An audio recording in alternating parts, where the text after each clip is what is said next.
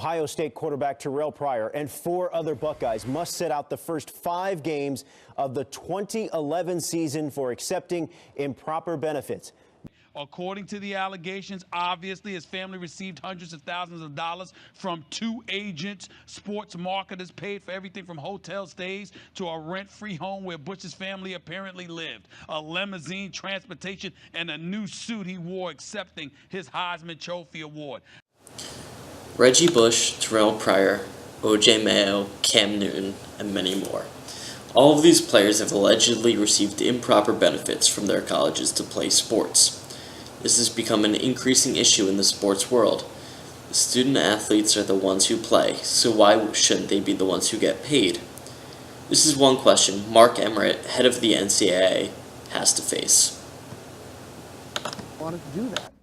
If you're going to hire someone to play football for you, why would you want them to be a student?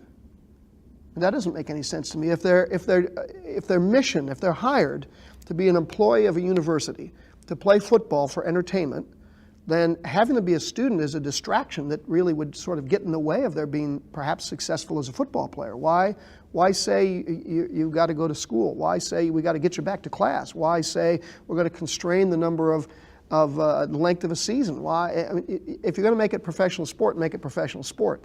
But there's virtually no one in intercollegiate athletics who thinks that's where it ought to go. So the notion is, are these students? And if they're students, then what are their expectations of them as students? And what are their expectations in terms of the level of support that they can get from a university to be a student? Mark Emmert's point is that they are students first and athletes second. The athletes are already offered scholarships and other financial aid, so is paying an extra salary really necessary?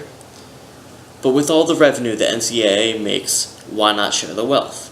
Here's former UCLA star Kareem Abdul-Jabbar's take on the subject. I'm just confused.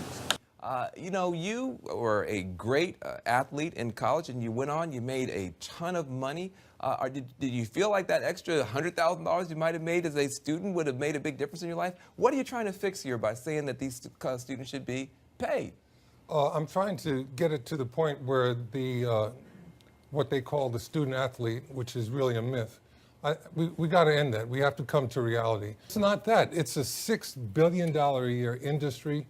Last year, CBS and TBS split up $1 billion just off of March Madness.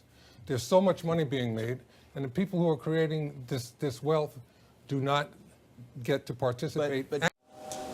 As Abdul-Jabbar pointed out, the NCAA is $1 billion industry, and the ones performing the act do not profit.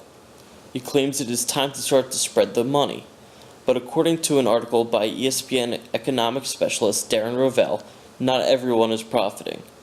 He points out more than 2 of every 5 teams in the NCAA tournament either didn't make a dime or lost money on their men's basketball program last year. What other issues could the NCAA face if they were to pay college athletes?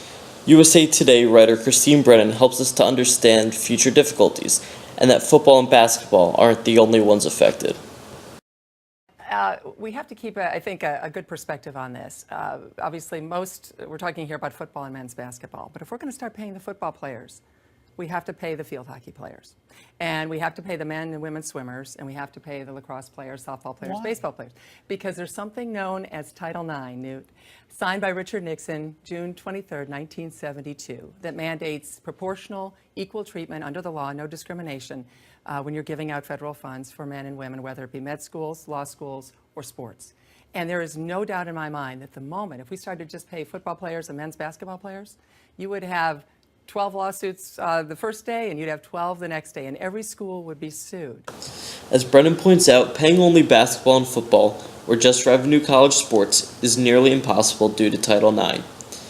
Now, it clearly isn't fair the NCAA is making money while athletes are prohibited to do so. My solution?